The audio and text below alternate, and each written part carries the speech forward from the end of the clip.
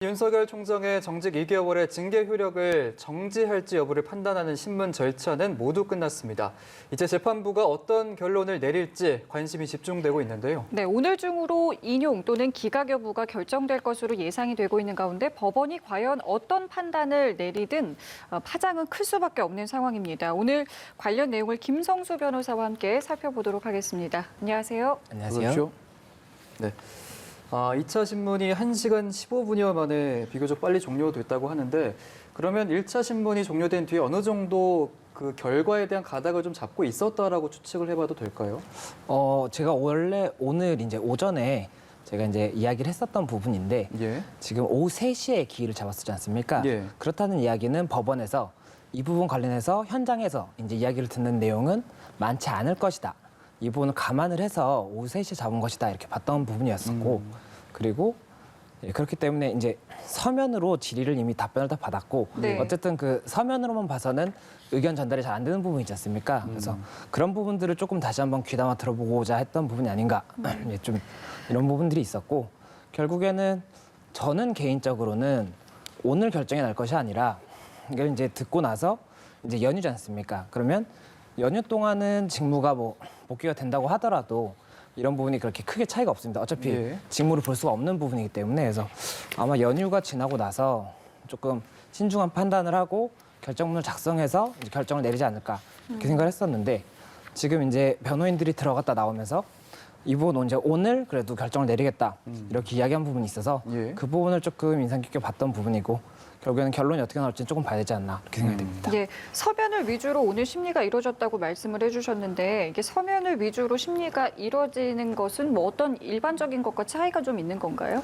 그러니까 이게 재판을 하게 되면은 기일이 열리지 않습니까? 예. 예. 근데 뭐 드라마나 이런 곳에서 보면은 그 법정에서 굉장히 많은 변론을 하고 거기서 이제 재판장님께서 이제 많은 심증을 예. 가진다 이렇게 보는데 실질적으로는 소송을 한다거나 이런 신청을 할 때 서면으로 증거들이나 이런 정리들이 됩니다. 현장에서는 그런 내용을 이야기를 한다고 하더라도 재판장한테 이게 논리적으로 오히려 좀 전달이 안 될 수가 있거든요. 예. 그렇다 보니까는 서면이 오히려 주고 현장에서 이야기를 하는 게 좀 부가되는데 이번 같은 경우에도 결국에는 신문기일을 한 번 더 열었던 게 질의서에 대한 답변을 조금 서면으로 받아보고 예. 그 부분을 조금 다시 추가적으로 검토해보고자 했던 것이 아닌가 이렇게 좀 생각이 됩니다. 예. 저희가 이제 1차 신문에 들어갔을 때도 결과가 어떻게 나올 것인지 굉장히 궁금했었는데 이렇게 추가 기일이 잡힌 것 자체가 좀 이례적인 일이라면서요. 예, 아무래도 이게 신청이라는 것이 기일이 이 쟁점 자체가 복잡하지가 않습니다. 특히나 이런 집행 정지 신청에 대해서는 예. 회복할 수 없는 손해가 있는지, 긴급한 필요가 있는지, 그리고 이제 소극적 요건으로 공공복리에 뭐 중대한 침해가 되는지 이렇게 되는 것인데 이것은 신문을 여러 차례 한다고 해서 밝혀지기보다는 법리적으로 검토를 하면 되는 부분이거든요. 예. 그렇다 보니까는 신문기일은 보통 한 번 열리고 그리고 신속하게 결정을 해주는 것인데 이번 같은 경우에는 이제 신문기일이 한 차례 더 열었다는 것 자체가 좀 신기한 부분이어서 그 부분을 제가 좀 관심 있게 봤고 결국엔 질의서가 갔었다 이런 얘기가 네. 나오기 때문에 이런 부분들 질의서에 대해서 다시 한번 좀 이야기를 듣고 이제 결정을 내리겠다 이렇게 봤던 것으로 보이고 그러다 보니까 좀 이례적이지 않았나 이렇게 생각이 됩니다. 오늘 이제 법무부 측 이옥형 변호사도 이런 이야기를 했습니다. 공공복리에 어떤 영향을 미치는지가 핵심적이었던 것 같다라고 이야기를 했거든요. 일단 이 공공복리라는 게 뭐 어떤 걸 이야기를 하는지 그리고 이것이 핵심적이었다라고 한다면 어떤 것들을 좀 판단했는지도 궁금한데요. 여기는 공공복리가 결국 쟁점이 될 것이라고 제가 예전에 한번 예상을 했었는데 예. 그게 긴급한 필요라든지 회복할 수 없는 손해는 오히려 인정이 되기가 쉽습니다. 긴급한 필요라는 것은 지금 당장 어쨌든 정직의 효과가 발생을 했기 때문에 그 부분이 이제 필요한 부분이 있다라고 볼 수가 있고 그리고 이제 회복할 수 없는 손해 같은 경우에는 판례가 명확하게 있습니다. 금전적으로 회복이 불가능하거나 금전적으로 회복이 가능하다고 하더라도 당사자 입장에서 이제 참을 수 없는 손해라고 한다면 그 부분을 회복할 수 없는 손해라고 볼 수가 있기 때문에 이 부분은 쟁점이 간단하다고 볼 수가 있고 예. 그리고 과거에도 이제 직무 배제에 대해서 이제 이미 한번 가처분 인용이 있었지 않습니까? 예. 그때 당시에도 이 결정문을 보면 긴급한 필요라든지 회복할 수 없는 손해 이 부분 굉장히 짧게 판단이 돼 있고 오히려 이 공공복리에 중대한 침해가 있는지 이것이 굉장히 단락이 많이 할애가 되고 있거든요. 예. 그래서 지금 이번에도 결국에는 쟁점이 이 중대한 침해가 어느 쪽이 더 될 수 있는지 예. 이 부분을 재판부에서는 조금은 신중히 볼 수밖에 없는 상황이고 이게 사안이 굉장히 중요한 사안이지 않습니까? 예. 그렇다 보니까는 이 질의서에도 이런 부분들 내용이 좀 담겨 있었다라는 이야기가 나오고 있어서 그런 부분들이 조금 진지하게 판단이 된 것이 아닌가 이렇게 변호인들도 예상을 하고 있는 그런 상황입니다. 이옥흥 변호사가 한 얘기를 보면 이 사건 징계 사유가 된 감찰방에 관련된 수사 그리고 모 검사장에 대한 수사 그리고 재판부 분석 보고서가 이미 수사 의뢰된 상태인데 그런 수사들이 이제 직무에 윤 총장이 다시 복귀를 한다면 윤 총장의 의지를 관철하는 방식으로 진행될 게 명확하다 이렇게 본 거거든요. 법원이 어떻게 판단했을까요? 그 부분은 사실은 이번 가처분 신청에 있어서 직접적으로는 판단을 법리적으로 할 부분은 아니지만 이제 법무부 입장에서는 그런 부분들이 공공복리에 중대한 침해가 될 수 있다 이런 객관적인 간접적인 사실 중에 하나 이렇게 지금 주장을 한 것으로 보이고 이 부분을 법원에서 그렇다면 공공복리에 중대한 침해라고 볼 수가 있는지를 예. 볼 것이고 다만 지금 말씀하신 그 내용보다도 더 여러 가지 조금 더 큰 의미의 공공복리 이야기가 많이 있거든요. 뭐 예. 이런 검찰청 이제 윤석열 총장 측에서는 이 부분이 검찰의 이런 독립적인 이런 지위에 대한 침해가 될 수가 있다라고 이야기를 하고 있고 또 이제 법무부 측에서는 이 부분 인용이 된다라고 한다면은 실질적으로는 이 형벌권 자체가 효력이 없어지는 그런 이제 판단이 되기 때문에 예. 그럼 행정부의 판단을 사법부가 아예 부인을 해버리는 그런 좀 문제가 생길 수가 있거든요. 그래서 그런 부분들이 조금 더 공공복리 관련해서 판단이 될 것으로 보이고 예 그리고 또 조금 관심 있게 보는 부분이 이 질의서에 그런 내용이 있었답니다.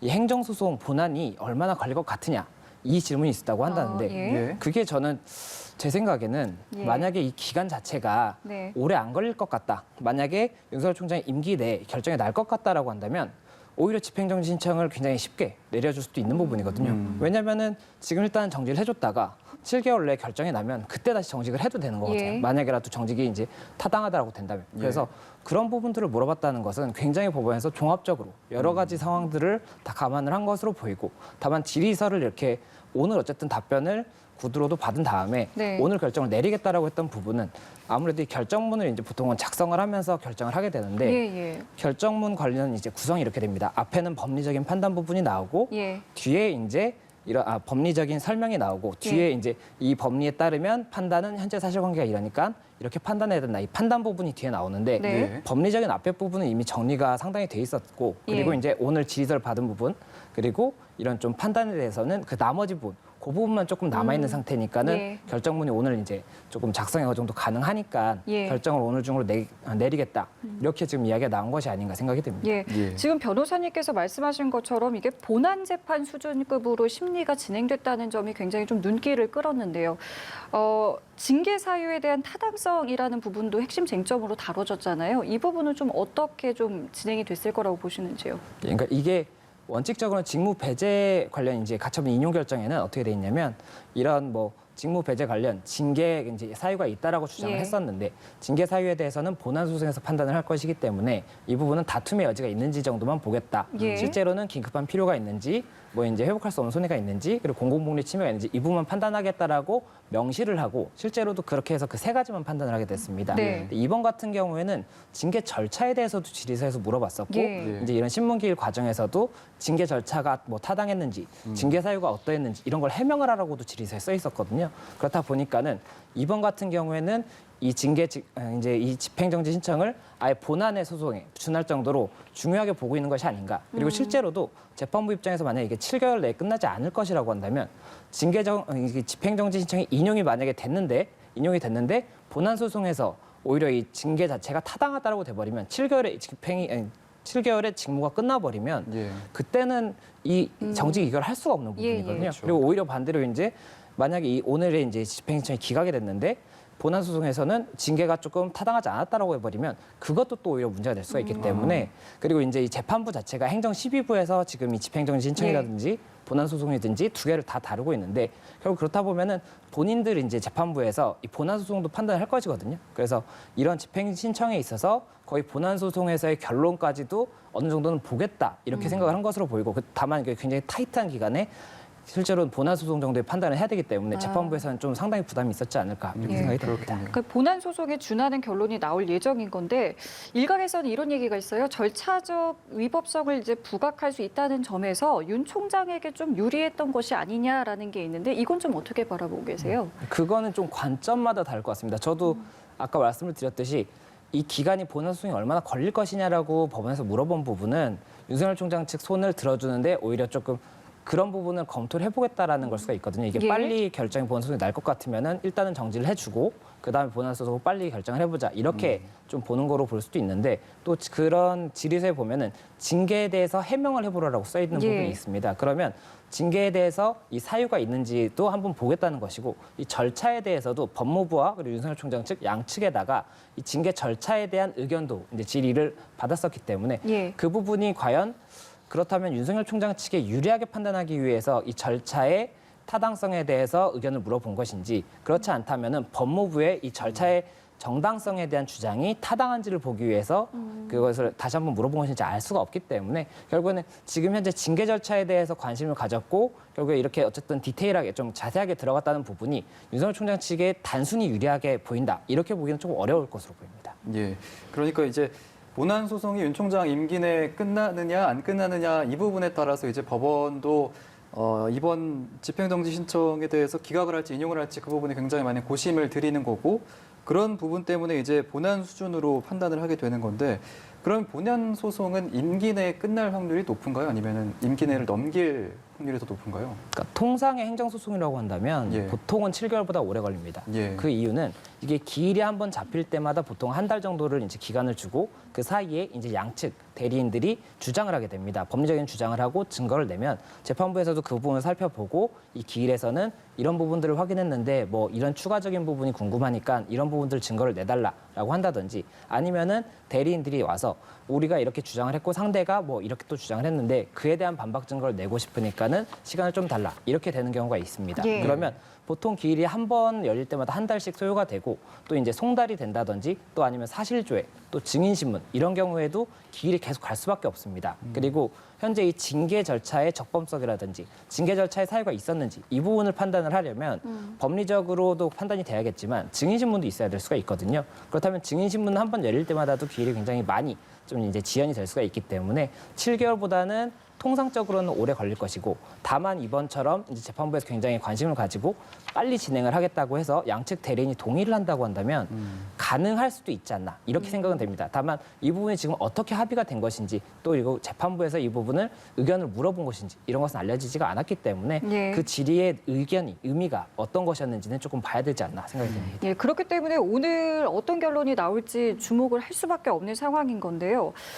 재판부 입장에서는 이게 대통령의 재가로 이미 또 처분이 됐던 부분이기 때문에 고심한 부분도 있었을 것 같다라는 또 일각의 보도도 있습니다. 이 부분은 좀 어떻게 보고 계세요? 네, 그러니까 단순히 어쨌든 지난번에 직무배제 같은 경우에는 집행신청이 인용이 되셨지 않습니까? 예. 그래서 단순히 이번에도 인용이 될 수 있다라고 보기에는 차이가 있다는 거죠. 차이가 있다는 부분이 말씀하셨던 것처럼 어쨌든 이번 처분에 대해서는 집행권자가 대통령이기 때문에 대통령의 처분을 집행 정지할 수 있는지 어쨌든 행정부의 수장이 법원, 사법부에서 이 부분을 임의적으로 정지 결정을 한다는 것이 예. 가능한지 그리고 말씀드렸던 것처럼 이후에 만약 집행정지 신청이 인용이 된다고 한다면 실질적으로 본안소송에서 이 기간이 7개월 넘어가 버리면은 집행정지 신청 인용 자체가 이 행정부의 이런 형벌권 자체를 이제 부인하는 결과가 되게 됩니다. 그래서 그런 부분들을 사법부에서 과연 재판부에서 어떻게 좀 느낄 수 있을지 이런 부분들은 조금 심적으로는 법적인 부분이 아니라 심적으로는 예. 부담이 될 수 있는 부분이고 또 그리고